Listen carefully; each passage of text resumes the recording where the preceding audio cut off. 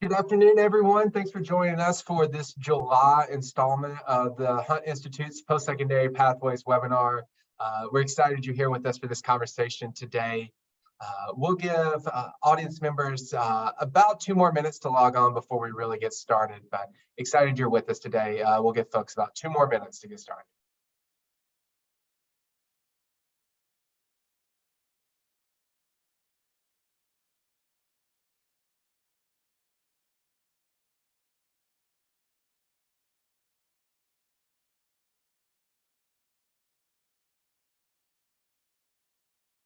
Thanks again, everyone, for joining us. I see several people logging in.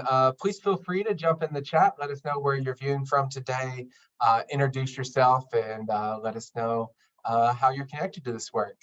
But thanks for being here. We'll give folks about 60 more seconds, and then we'll go ahead and get started with our panel discussion.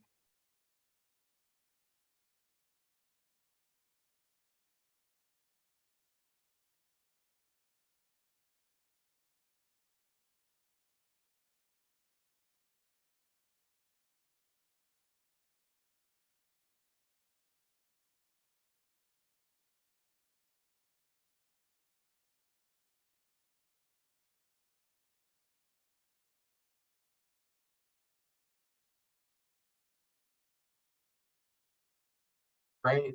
See some folks starting to drop where they're from in the chat as we have a few more audience members continuing to log on. See someone's from El Paso, Texas, over here in North Carolina right now. Did not ever think we'd be as warm as Texas, but we're touching the triple digits today over here in Cary, North Carolina. So hope everyone's staying cool. But thanks for joining us again for this installment of Post-Secondary Pathways webinar. This is a monthly webinar that the Hunt Institute hosts related to higher education policy and interesting tidbits that are happening. So we're really excited for today's conversation around financing higher education, particularly through 529 plans. I want to remind folks that we do have closed captioning, so please feel free to turn those on if that's something that you want. We're also streaming live on Facebook, so you'll be able to find this there. And then we will make sure that this is posted on the Hunt Institute's YouTube site as we finish this up. Finally, we will write up some key takeaways on our blog post on the Hunt Institute's website that shares resources and other things that come up today during our conversation. So we appreciate you being here. Before we really dive into the conversation, I just want to quickly frame our discussion and why we're talking about 529 plans. But as you all are probably keenly aware, college cost and tuition has been on the upward trend over the past 2 decades. Costs are including anything from tuition as well as those other intangible costs, or excuse me, other non-tuition related costs such as housing, food, transportation, other school-related fees that continue to drive the student share of cost of education up. According to the Education Data Initiative, almost 44 million students have federal student loan debt. And among those, Black and African American students and Latinx students are more likely to hold those federal debt than other students. So with that being said, this conversation is really going to dive into a discussion around one of the ways that has really gained a lot of traction in supporting financing higher education and thinking through ways that we can be better suited to support students as they move into their post-secondary careers. So with that, I want to go ahead and jump into the conversation. First, we're going to go to Dr. Elliott, who is a professor of social work and the director of the Joint Doctoral Program in Social Work and Social Science at the University of Michigan. His work and research is in the fields of college savings, college debt, and wealth inequality. Dr. Elliott, we really appreciate you being here today. I wanted to come to you. Good. Thanks for being here. I wanted to come to you to talk first a little bit about setting the stage on this conversation. Can you talk to us more about college affordability and debt, and the way items such as college savings accounts and 529s can help overcome some of those affordability issues? I will, and we'll have a more fluid conversation during the Q&A. I'm going to read you 3 what are essentially blog posts, and I'm going to give you the links to those so you can have them afterwards. And I'm probably going to be a minute over, but I hope this paints a good picture for you. So here goes. Story one in this three-part series depicts the asset-empowered path to the American dream, which better aligns with the ideal of education as the great equalizer in society. Linda Lewis, a middle-aged white female parents have 3 college degrees between them, and most of her relatives and many of her parents' friends are college graduates as well. Linda went to a suburban elementary school that offered access to a selective gifted program and free transportation to get there. Her mother drove her to piano lessons, acting classes, writing workshops, and volunteer commitments. She received college entrance exams coaching as part of her high school curriculum and took the PSAT as a practice as freshman. She also benefited from earning college credit from her honors classes so that she could enter college with sophomore status. University of Kansas offered her a full scholarship as a National Merit Scholar. Combined with other awards, she had enough aid left over to pay for a summer in Europe and trips to Latin America to study Spanish. She did not work for pay during her first year at KU, focusing instead on unpaid internships that helped to define her career direction and equipped her to compete successfully for a Truman Scholarship for public service. Linda graduated from the George Warren Brown School of Social Work at Washington University with a Master's of Social Work. She finished with money left in the account that her parents had opened for her education when she was a child. Linda used these leftover funds to pay off her husband's undergraduate loan. They bought a home before they celebrated their first anniversary. They continued to save for retirement when her husband returned to graduate school. They financed his degree from their stored assets, which were themselves seeded with transfers from Linda's family. They started college savings accounts for all 4 children before the youngest was even born. For most Americans, though, the asset-empowered path is blocked road. Without saving or an infusion of wealth, debt is inevitable. Story 2 in this 3-part depicts the debt-dependent path the poor are often forced to take. Willie, myself, grew up poor, homeless at different periods, and eventually dropped out of high school. His father had an 8th grade education and his mom had a high school diploma. Willie's school district was high poverty. Teachers and administrators focused more on his football prowess than on his learning. Therefore, as is the case for many low-income students of color, Willie was not encouraged to take college preparatory advanced placement or college entrance exam prep classes. As a result of growing up in poverty, not only did he enter college behind academically, but his family had few financial resources to help pay for college. Consequently, he relied heavily on student loans, the only way he could afford college. He ended up graduating with a bachelor's degree and $40,000 in debt. After paying off his undergraduate loans in the military, he went on to graduate school. The merit aid package offered to Willie as a graduate student was not enough to meet his full financial need. As a result, he had to work close to 40 hours a week as a research assistant. He bridged the resulting gap with student loans once again, toured rapidly through his doctoral studies, and graduated with over $100,000 in student debt. Willie's story is an example of an upward mobility from a childhood spent entirely in or near poverty to his current standing as a well-regarded scholar at prestigious public university. His children enjoy a standard of living far higher than his own.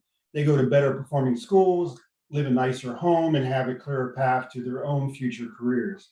However, with both Melinda and Willie graduated from the Brown School of Social Work at Washington University, with Willie with a PhD and Melinda with a Master's of Social Work, the financial fruits of their credentials differ sharply. Years of student loan deferment and forbearance meant that Willie would still face 5-figure student debt into his 50s. He struggles to figure out how to save enough for his 3 children's education. The last story depicts asset policies for children as being an on-ramp to the asset-empowered path for poor children. The GI Bill made higher education and housing possible for millions of veterans. Although the expense may have seemed unthinkable, it not only improved millions of lives, but within 8 years of the bill's signing, it had returned every dollar invested in education nearly 7-fold in economic output and federal tax revenue. The GI Bill helped a generation understand that a timely wealth transfer can spur economic growth and strengthen the American way of life. One generation later, the lesson was all but lost. Student loans became the primary way of financing education. However, as murmurs intensified about the failures of higher education to deliver on the American dream of equitable opportunities for all, change seems not only desirable, but needed. We must begin to imagine meaningful alternatives and to insist that our financial aid system perform up to the standards of our American values, which hold that only effort expended and innate ability possessed should determine one's relative outcomes. These potential outcomes cannot be realized without a financial aid system that enhances rather than compromises education's potency as an equalizer. Children's savings accounts may be one such intervention. Unlike student debt, CSAs have the potential to work on multiple dimensions: early education, affordability, completion, and post-college financial health, to improve outcomes and catalyze opportunity. Assets from CSAs only Assets for CSAs allow and promote and prompt poor children to plan for their futures. When poor children have assets of their own, they can begin to visualize their future selves going to college, buying a home, starting a business, or retiring one day. CSA's inspired hope is tangible, not just wishful. Dreams buoyed by well-funded government-subsidized CSAs will allow poor children to withstand hardship, whether it is poverty, war, or even a pandemic. They have the potential to give poor children an on-ramp to the asset-empowered path for achieving the American dream. Like I said, I'll stop there and hopefully we can have a more fluid conversation later. Thank you. Thank you for that, Dr. Elling. I think that's just, an excellent start to the conversation in terms of thinking about the, this conversation really happens early on as well, that these on-ramps to education. And I think that's a perfect lead in to Yosh. Yosh Miller is the CEO and founder of Hadley. And Dr. Elliott gave us some, examples, Yosh, in a similar way. You were thinking about your niece and saving for education for her. And I think that really kind of helped you think about 529 plans and realizing there was a need for it. And so will you tell us a little bit more about 529 plans and the gap that Hadley is filling in college savings space?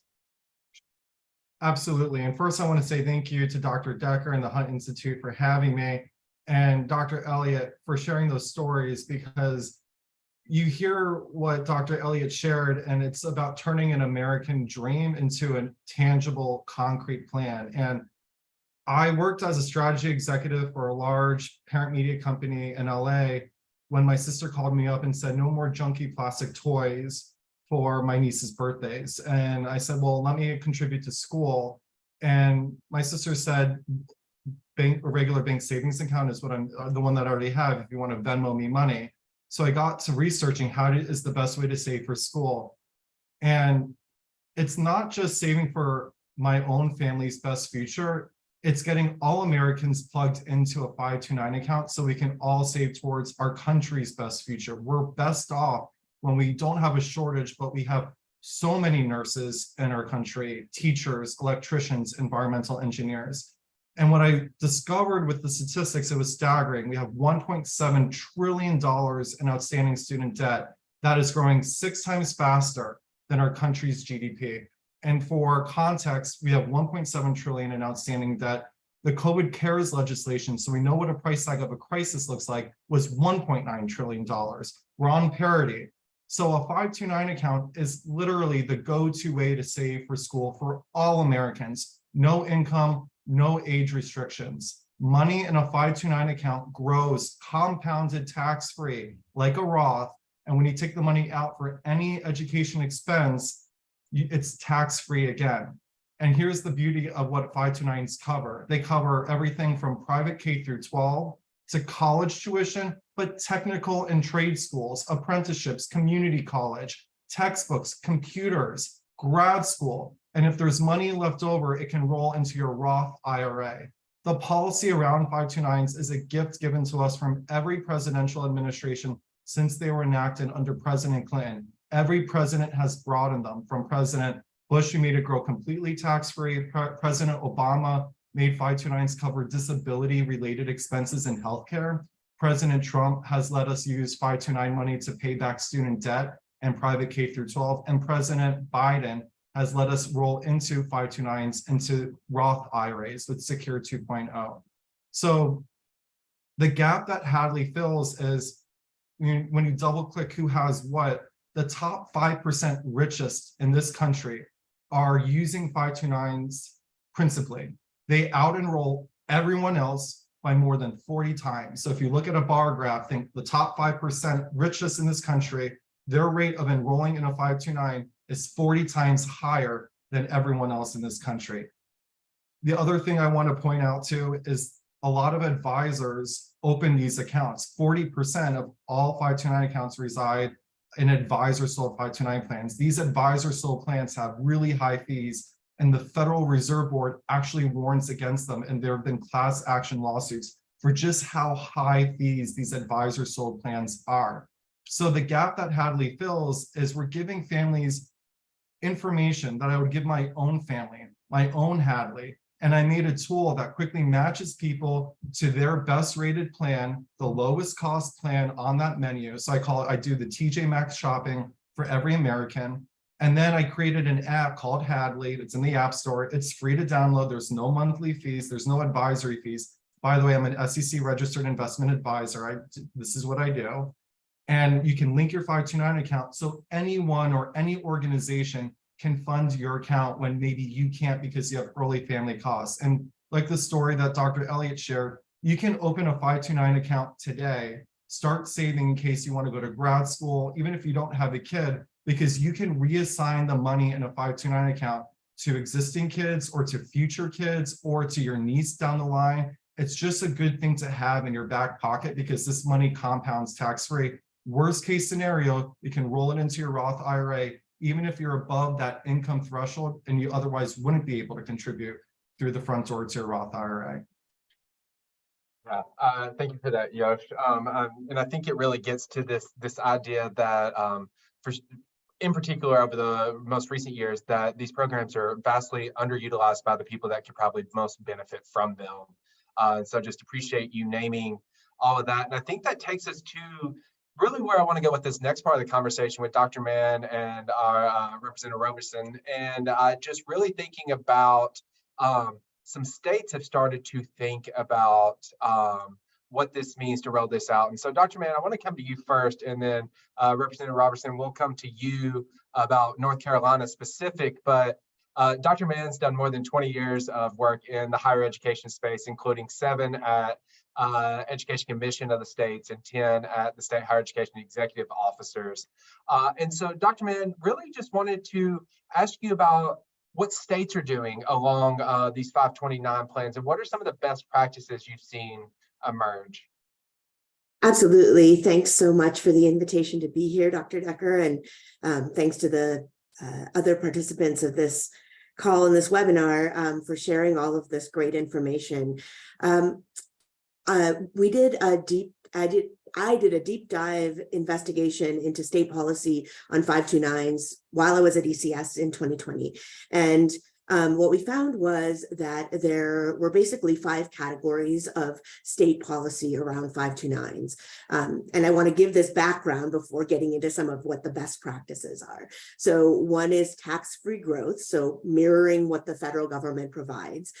All states provide tax-free growth. So if you put in post-tax dollars, the growth in your fund is tax-free. Secondly, it's state income tax deductions. So those states that have a state income tax, 35 of those states offer some sort of state income tax deduction with various limits. Matching state funds where, or initial state funds. So 14 states offer that initial or matching state contribution to all folks born in the state. And then another 11, some of which of that is overlapping with the first 14, offer opportunities for students who come from low-income families to get additional contribution or additional matching funds. And then states do set account limits, but generally they're pretty high. They tend to be between $300,000 and $500,000, and so that tends to not be an issue for most folks in terms of putting together accounts. And then penalties for unqualified expenses, and I think this becomes important. Certainly, there's a federal penalty for unqualified expenses. This becomes important for folks using this money appropriately for education costs. But I want to go back for a moment to the matching state funds. And I think it's not just matching state funds, it's also inception state funds. And first of all, there's only 14 states that are doing it currently. And then another, like I said, there's an overlap, and then a few additional states that are providing that incentive for students who are low income. And I think that some of the materials that have been put out by the folks who deal in these issues, the financial advisors who deal in these issues, like Yosh, have talked about how a federal program would be super helpful, where there was a federal program that was that opened funds for every individual born in the US, and with a more significant investment. So when states have an initial investment, it tends to be between $100 and $200, which is helpful in the sense that students who have accounts, their families are more likely to save more. They are more likely to think of themselves as college students and aim for that. And those things are of course, incredibly important. But if we think about the actual cost of college, that $100, even with like 10 to 20 years of growth, is not going to get you very far towards paying for tuition and fees, paying for books and supplies. So the idea of having $1,000 or $2,000 paid by the federal government for every single person born in the US is super valuable, because then you're getting to something that's actually going to cover tuition and fees for something like an associate's degree. So I will start with that and then say that, so one of the positive state policies has been providing that initial investment, and certainly it would be helpful to have a federal investment as well. Secondly, I would say that there's one of the things that many states have struggled with, and some states have really moved on, is to make this an opt-out rather than an opt-in. So even in states where all students are eligible to have a 529 savings account opened with a certain investment, those are often opt-in. And so families need to know about them and need to know how to file the paperwork and get going. So having an opt-out policy where that CSA is just going to be open for every student who is born, like, it saves the family paperwork, and especially for families that are not well off financially, that that Dr. Elliott was talking about, that don't have that intergenerational wealth and don't have that college knowledge. For them, it is super helpful to have all of that paperwork done for them, and they just have it, and it's just gifted to them as the starting account. And then the final thing I'll say, and we might have time to talk about this more in the Q&A section, is a data space. So I think one of the big struggles that we had looking at this at ECS was that most states don't collect data on how much college is costing, how much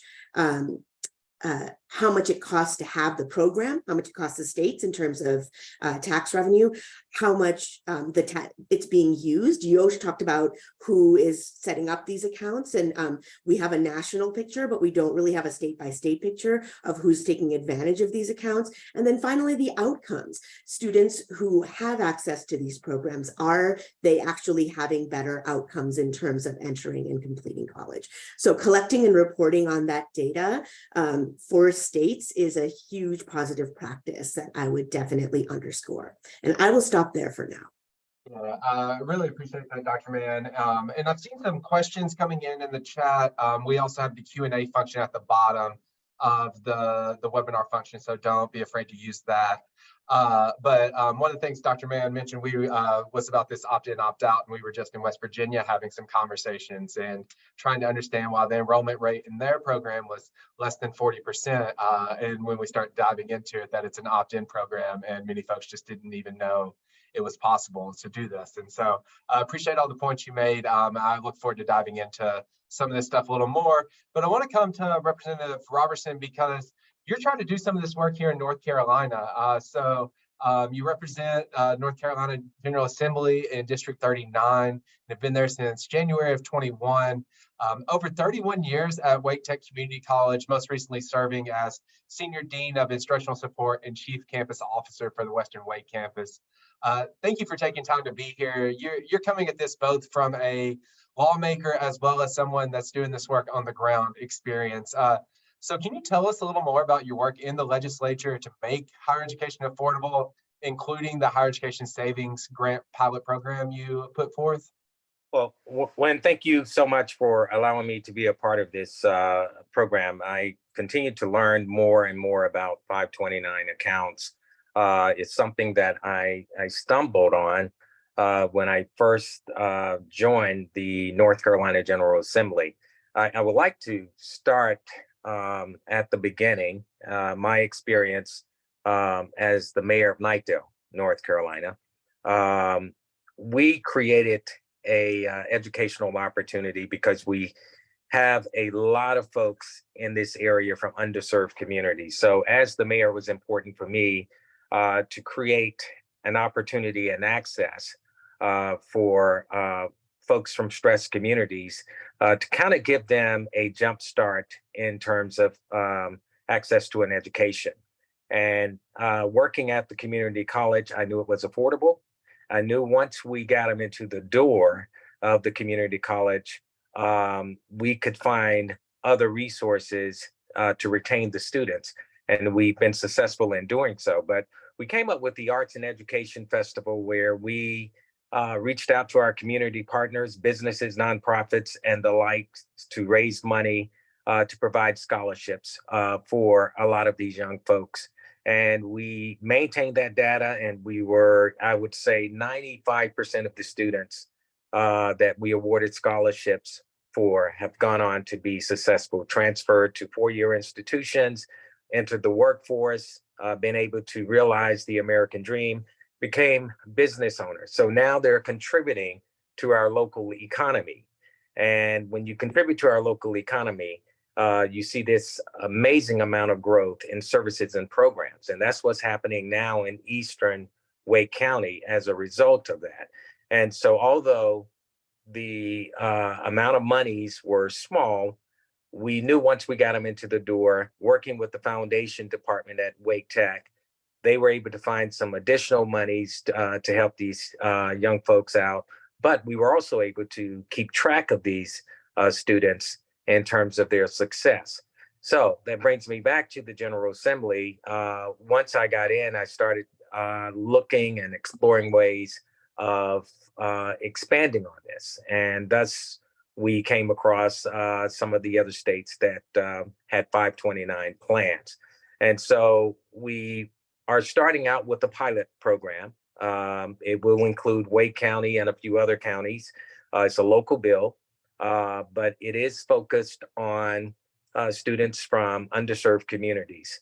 And so the state will, contribute to identify these folks when they're born in North Carolina. The state of North Carolina would contribute to a savings account until they're 18 years old. And then hopefully these kids will be able to move forward and attend an institution of higher ed. We felt it was important because of where we are in the state of North Carolina, surrounded by institutions of higher ed. It's the right thing to do. It's the best investment any state can make, in my opinion.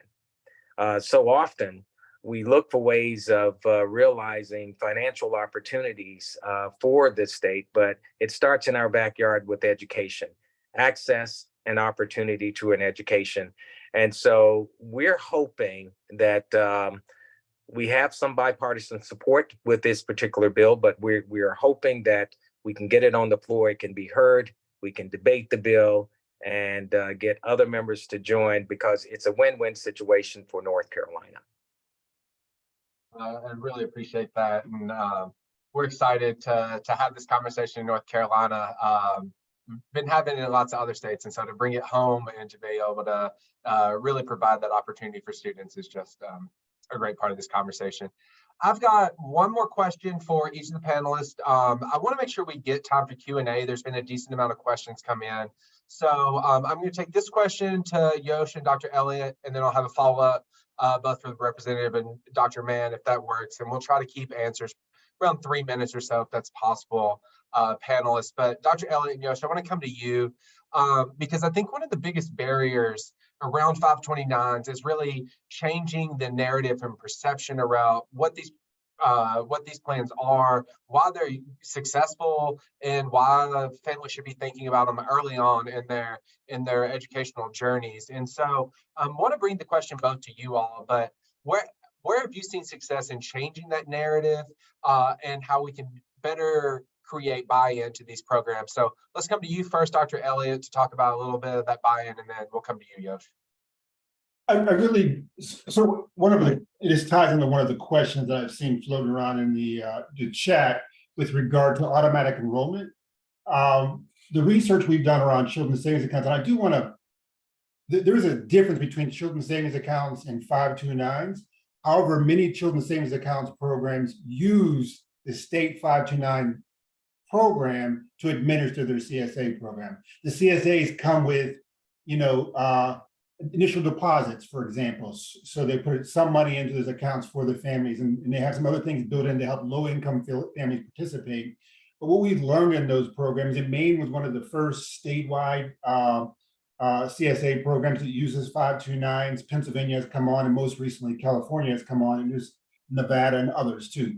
But the point of it is what we've learned in the research is that automatic enrollment is the best way to do that, right? So opt-in is always going to exclude some people. Automatic enrollment, you're going to put everybody into the program, and we find that less than 1% opt out. So you can always opt out, right?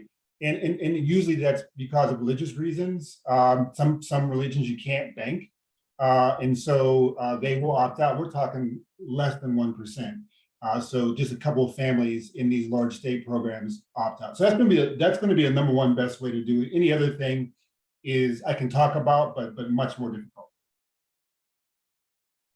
That's great. And I also appreciate you naming that distinction between CSAs and 529s. And candidly, I think that's where we lose a lot of people in the higher ed space, is that we often are using different vocabulary to talk about similar things, and then we all end up talking past each other.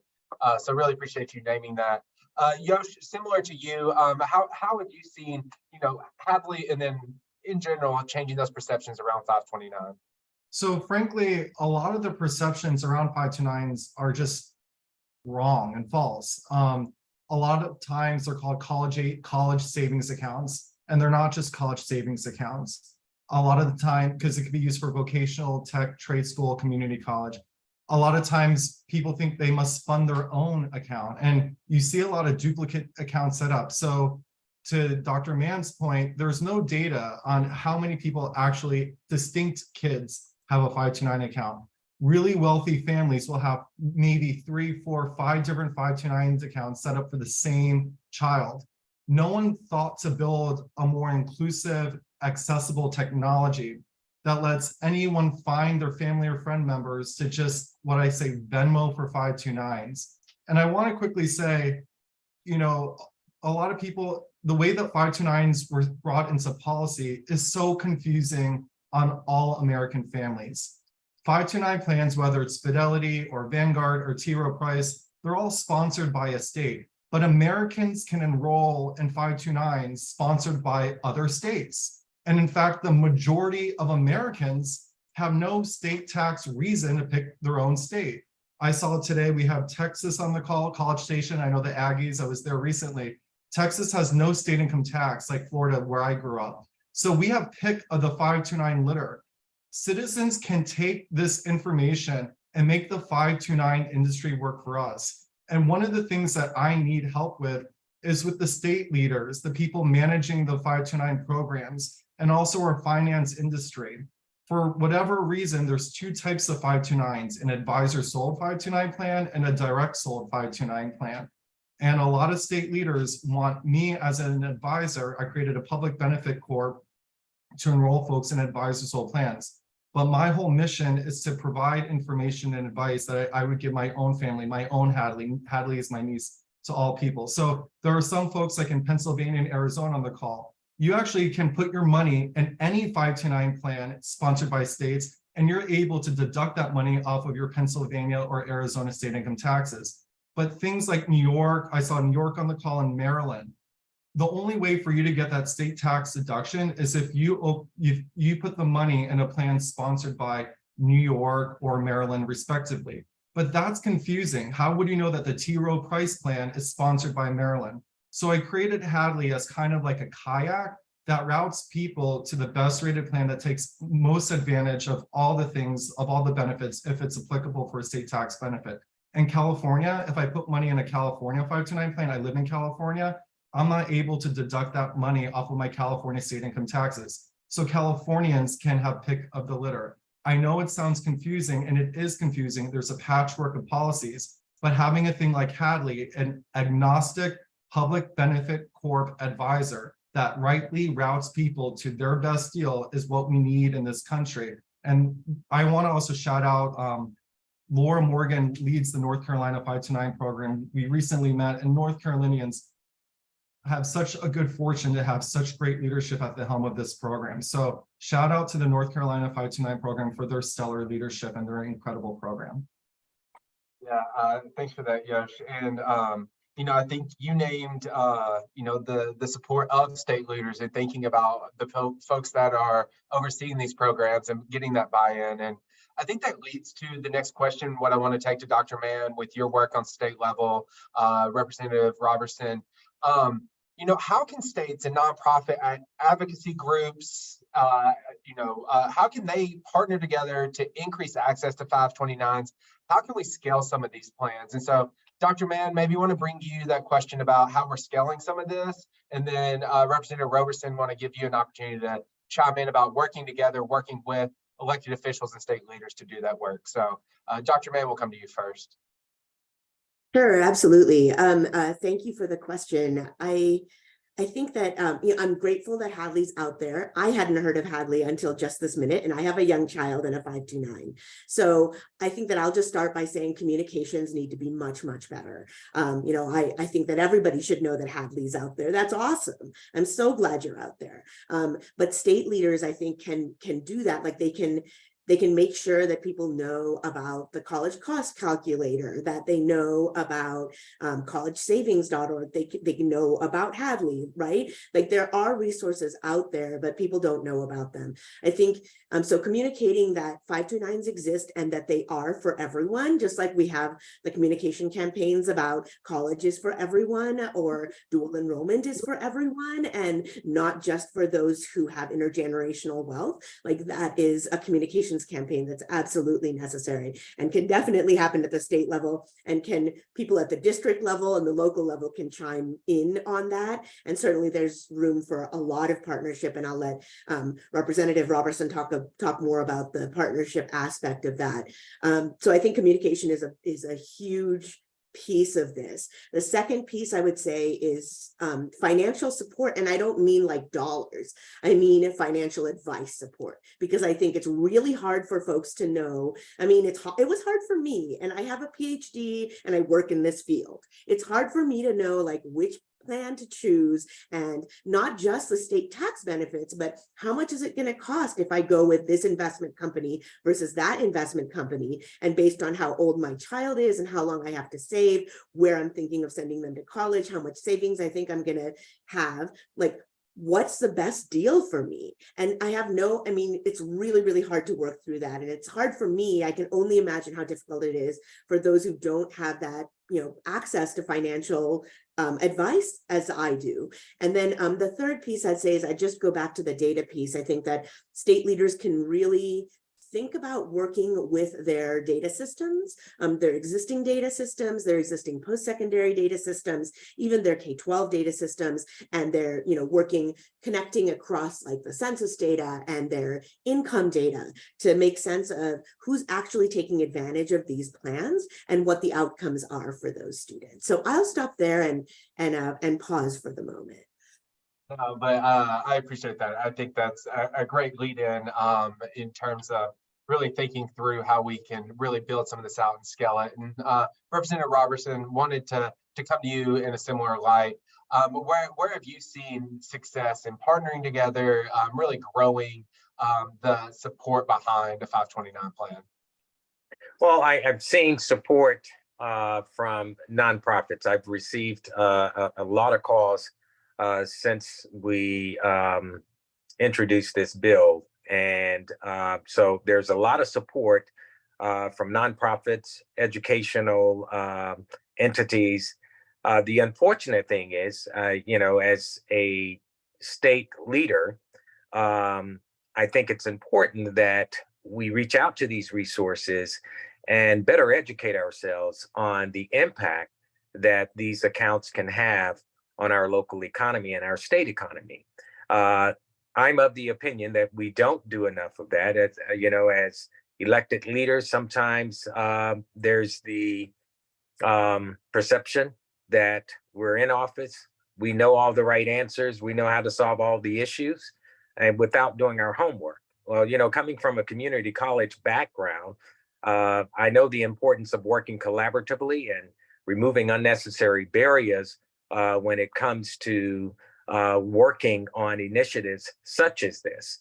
It would be my wish and my hope that, and I am having those conversations with some of my colleagues downtown, that we will identify work groups that will include key stakeholders, from pre-K on up to higher ed, and let them be a part of the decision making in terms of how to craft and how to educate our community on the importance of these 529 accounts and the benefits of these accounts. As state legislators, we can't do all the work, but we have many key stakeholders and partners that will just embrace this opportunity to be a part of creating success and access for a lot of these folks that will have an opportunity to further their education and give back to their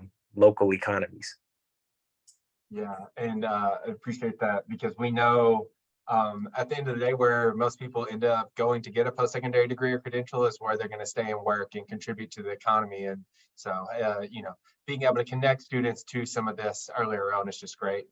I've seen lots of questions come in, so want to send some of those back out to our panelists. 2 questions so far. One about the data that are available around this, particularly around race. And so I think I'll take that one to Dr. Mann and Dr. Elliott based on your research. And then there was a question about responding to low-income families, middle-income families that are reluctant to start 529s because they don't think it'll be enough money to afford education. So I'll bring that to you, Yosh, and then let you chime in on that as well, Representative Robertson. But want to really talk about this data some. So maybe Dr. Elliott, I'll come to you first. I saw you post about the number of CSAs out there. Someone was asking, we talked about, don't really know how many 529 plans are out there. What is some of the data that are available around this? And do we have any of those racial demographic breakdowns or anything like that? Now, similar question to you, Dr. Mann, as well. I would really say, look at the report that I linked in there. This is 5 million children now have a CSA and most are built. So Prosperity Now has done some good work. When I talk about this, I'm specifically talking about child development accounts or child savings accounts that are using the 529 system. Now, quite frankly, a lot of the larger CSAs that are citywide don't use the 529.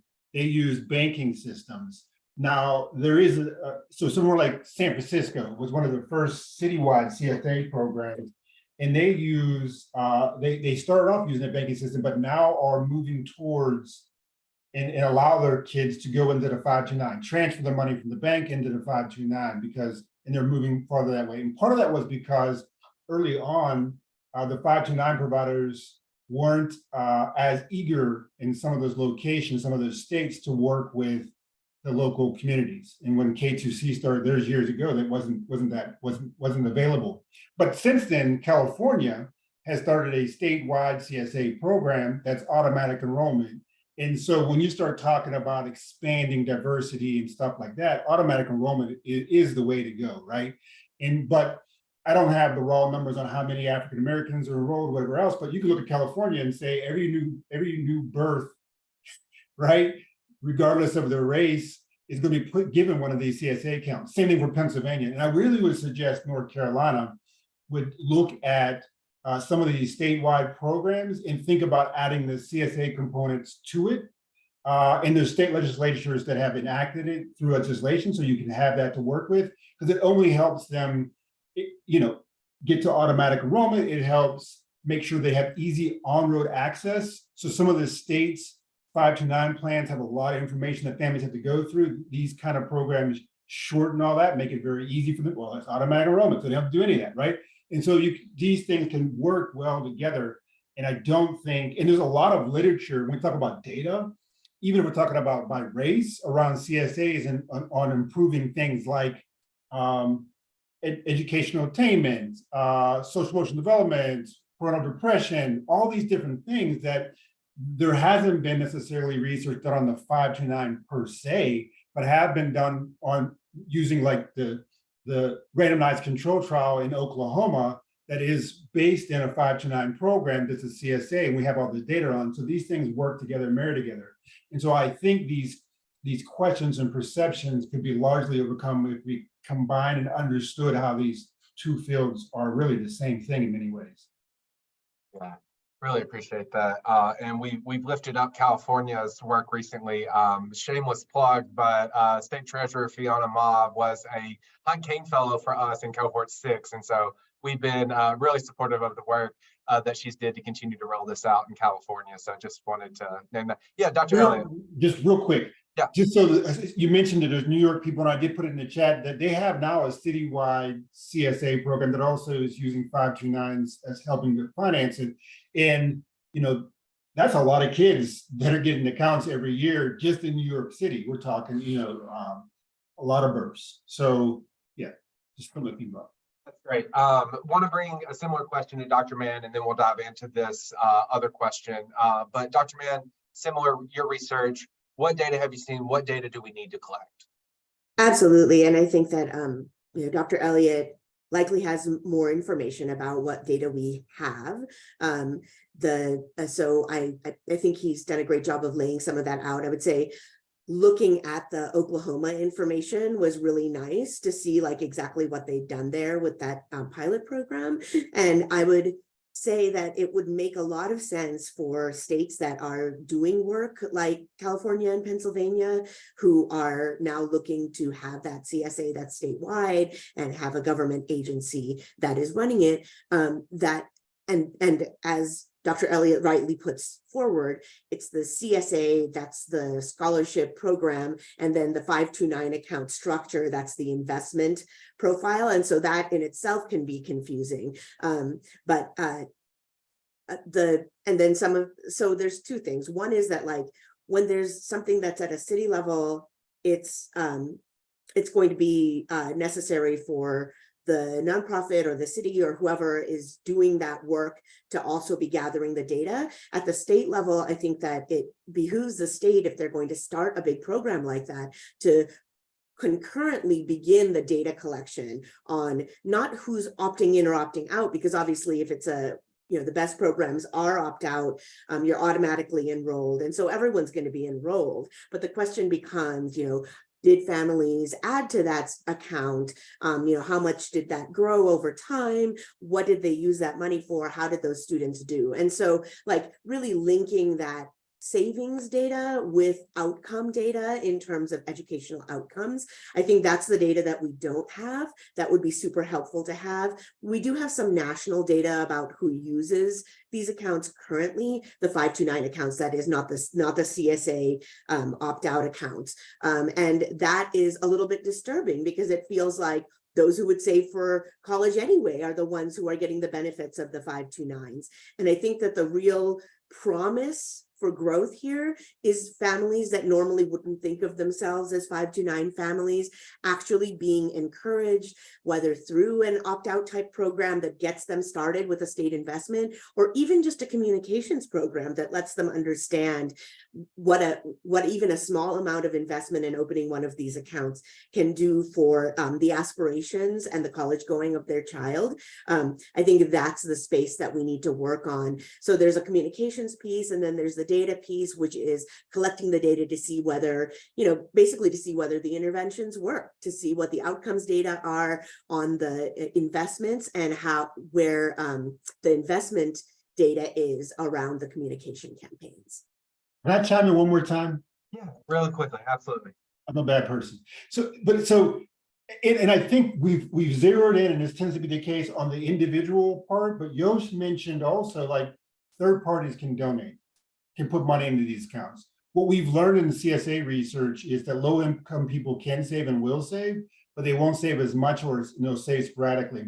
And when you get to that perception of there's not going to be enough money in these accounts, when we start thinking of how governments can put money in, how employers can put money in, how communities, and look at New York for a case study of that. They're doing a great job of finding multiple sources to put money into these accounts, churches and other people. So it's a community investing in these accounts, and that's the real power of these accounts. It's not just the individuals, particularly when we're talking about low income people saving. It's about them saving along with the community saving for them. Yeah, and I think that's a perfect lead in to where I want to start to wrap this conversation with, because one of the biggest pieces of feedback I think we often hear around these is, well, it's great for families that have disposable income to save, but how is someone that can't save going to utilize this? And so want to really dive into that question about, how do we respond to the idea that the low and middle income families are reluctant to start these accounts because they might, don't necessarily see it as truly affecting the actual cost of education. And with that, Yosh, I saw someone in the chat ask about, is it possible to gift into a 529 plan for family and friends? So I want to bring that to you, and then we'll close out with you, Representative. The answer is yes. And what Dr. Elliott was saying is spot on. Per the New York Times, the average age that a parent will open up a 529 for their kid is 7, because they have early family costs like diapers and daycares and strollers. And then they wait till their kid is 7, which is almost half of the path to 18. And then as a result, you miss out on those 7 years of the tax-free compounding of what otherwise could have been a $25 starter contribution gift from an uncle or a grandparent. And about employers, there are 7 states that offer an employer tax deduction for administering a 529 benefit, but only 2% of companies offer a 529 benefit match in this country. And brands can meaningfully connect with their consumers away from Instagram ads into actual contributions with cashback contributions on everyday consumer spend at places like Walmart or Target. So Hadley has built the payment rail that connects any bank account to any 529 account, so that any philanthropic organization, any family member, any friend, any employer, or any brands can put money into anyone's 529 account. And I want to just reiterate, 1 out of 2 Americans today do not go to their top preferred or any post-secondary path out of cost. And who's bearing the brunt is not that person or that family or that community, but this country. We have a shortage of nurses today. We have a shortage of teachers today, electricians, plumbers. These are high-paying, productive jobs that make people productive, happy, and skilled, and informed and educated in this country. And I want to share I get the concern about being low income or middle income families like the one I grew up in and not knowing quite sure how to save, or is it even worth saving? The answer is yes. You can use Hadley to pinpoint. I saw that Dr. Mann is in Colorado, and we will recommend the best rated Colorado sponsored plan, because that's the plan that maximizes your advantages. And we pick the lowest cost that matches your age and risk saving style. We have a questionnaire that pulls from 1-to-1 the questionnaires that the states ask. So yes, if you're low or middle income family, this is for whom 529s were created. And I'll share 2 quick stories. I was told from a 529 plan in the Midwest that said, hey, Yosh, here's the thing. We, as the 529 plan, make the same amount of revenue managing one $100,000 account as we would managing $100,000 accounts, but it's 1/100th of the work for us. And to that I say that one $100,000 account is likely using a 529 as a tax shelter, their best position to already pay for school. And it's not just for every one $100,000 account, there's 1,000 or $100,000 accounts. There's 10 million $1,000 accounts. And those $1,000 accounts will grow compounded tax-free, which Albert Einstein called the 8th wonder of the world, tax-free compounding. And I will bring it to an actual person. From time to time, I do a spot check to see who's using the app. There is a woman on the west coast of Florida who I will likely never meet I probably won't meet her community. I live in West Hollywood. She's on the west coast of Florida. I looked her up on LinkedIn and she's a shift manager at McDonald's. She dutifully lists out everything she does for her team of 25 people at McDonald's. She has a baby girl. She used the Hadley app and she opened an account where my own niece Hadley has an account. And she picked her goal, and Hadley, she picked the cost of a 4-year public out-of-state school, and that cost today is $173,000. She started saving for that $173,000 goal, which is with just a $10 contribution from her job as a McDonald's shift manager on an app named after my niece. There's a PE school teacher in Washington State, PE middle school teacher, and he used Hadley, and he got the best rated plan in the country because in Washington State, there's no state income taxes using the Hadley app. So it's not an excuse to say costs are really high. We don't know if they're going to go even higher or whatever. We're already in crisis territory. Open up a 529 account. And in terms of the children's savings account, that's the step in the right direction. But I will share with you, Opportunity LA exists to put $50 in every first grader's account. When I asked what kind of account, it's a non-interest bearing account. So they put $50 in and it grows nothing. In fact, it will lose money because we have inflation. Even if it grows 2 to 3% next year, that $50 is going to be worth less than next year. And it's in a non-interest bearing account. I asked, can you put that $50 that's seated in every first grader in the LA school district? I live in West Hollywood, by the way. The answer is we don't allow for conversions into scholarship, which is the California 529 plan. Even though 2/3 of parents have asked for that conversion, we don't allow it. So it's a step in the right direction, but as passionate citizens, we have to come together. We have the Merrill Edge 529 plan, which is offered through Bank of America. It's sponsored by the state of Maine, and they intentionally market to residents of states where they have better rated plans, and it's only those plans that allow for those citizens to deduct their contributions from their state income taxes. You will see the Merrill Edge 529 plan now open for Illinois residents, now open for Colorado residents. So we need to get clear, like what Dr. Mann was saying, clear communication and information to all families and communities. I offer Hadley as a love letter to all Americans to quickly get the information they need and not just sit on the information, but do something with it.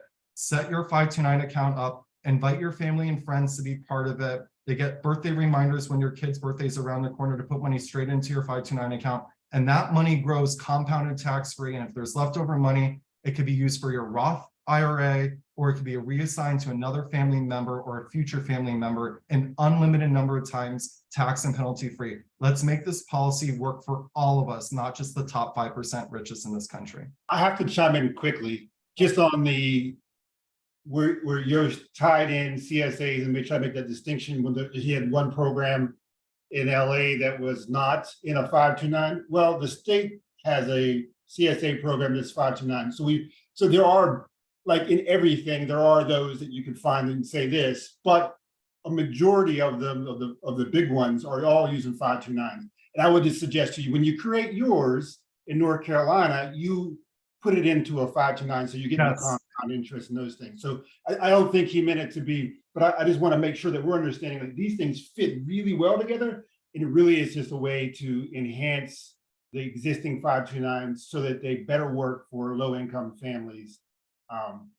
And my mantra is that I don't let perfect be the enemy of progress. CSAs are the right step, but to put something in you have to, low and middle income families won't know that it's a non-interest bearing account until the kid is 17 years old, and that $50, 18 years later, has stayed at $50. And then the risk of undersaving outweighs everything else, that people will not pursue their top preferred path or post-secondary path because they just have $50 and they're staring down a $3,000 farm tech tuition or whatever. So I agree. I don't let perfect be the enemy of progress. And CSAs should have a conversion when North Carolina does theirs. It should be with the North Carolina 529 program. But I just offer that up, that the policy is so inaccessible to so many people who need it the most. And we all need to work together as passionate citizens to make the most use of our policies at our disposal. And I know we're running up on time, but I do want to give Representative Robertson just final remarks on this as we close it out. You know, as you thought about this, Representative Robertson, but where do you see us going, and any final remarks you have around this? Well, you know, just this particular program, I was able to take down some valuable notes. So for me, it will give us the opportunity to go back and enhance what we've already worked on. But I agree, you have to start somewhere. And we know in state government, it's all about negotiating.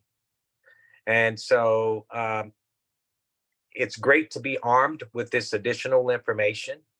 And to go back to some of my colleagues on the opposite side of the aisle, and better educate them, and reach out to some of these resources and what I consider new relationships that I've established through this session, to make sure when we move forward with this, that we're moving in the right direction, and that it will have the desired impact that it should have to better support North Carolinians. I'm excited about this opportunity. Anytime you talk about education and the opportunity for education and access to education, and especially for those from our underserved communities, this is what community is all about. And so I'm looking forward to getting back to my colleagues and sharing this valuable information and reaching out to some of these new community partners and other partners that I've met